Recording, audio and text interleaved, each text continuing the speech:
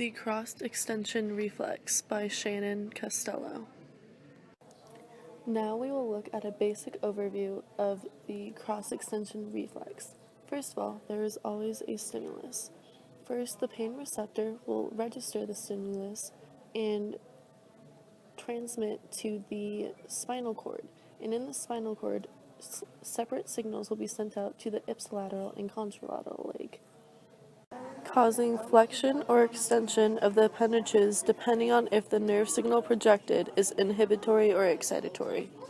The red X illustrates how the opposite flexor and extensor group in each leg shares an inverse relationship. Now let's break it down. First, the signal is sent up the injured leg, the ipsilateral leg. This is accomplished by the pain receptor in the foot causing a nerve signal to travel through an axon. This pain signal then travels through a bundle of nerves called the dorsal root ganglia. The specific bundle of nerves is utilized to send signals to the spinal cord. The pain signal essentially transforms into a pseudopolar somatic sensory neuron known to travel the ventral root to the spinal nerve. This neuron forms a synapse, a branch between nerve cells. This junction has two pathways and causes two different types of neurons to fire in the ventral root to the spinal cord. The difference between these types of neurons is that the inhibitory neuron prevents a stimulus from being sent, whereas the motor neuron stimulates the muscle cell to perform a specific action. The interneuron relays these signals from multiple other neurons. Both of these neurons are utilized in performing the cross-extension reflex. The ventral root to the spinal nerve is also known as the motor root. It causes the motor neuron to fire and send a specific signal to the designated muscle.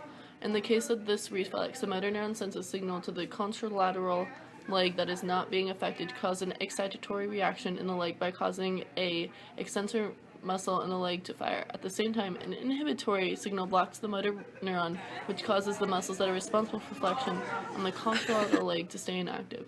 In total, the stimuli travels to the spinal cord, which then stimulates the contralateral leg's extensor muscle to fire through an excitatory motor neuron, and at the same time, the excitatory motor neuron signals for the flexor muscles of the ipsilateral leg to fire, causing it to draw away from the stimulus, while the opposite leg bears the weight of the body through extension. This is an antagonistic muscular reaction because in both legs, in order for the designated muscle group to perform its action, the other muscle group has to be relaxed. So when the muscle group that performs flexion are activated, the extensor muscles are inactive. To ensure that the injured foot is out of harm's way, reverberation occurs. This is a positive feedback mechanism that signals the contralateral leg to fire for as long as necessary to ensure that the stimulated leg withdraws away from the harmful object, which in this case is the nail.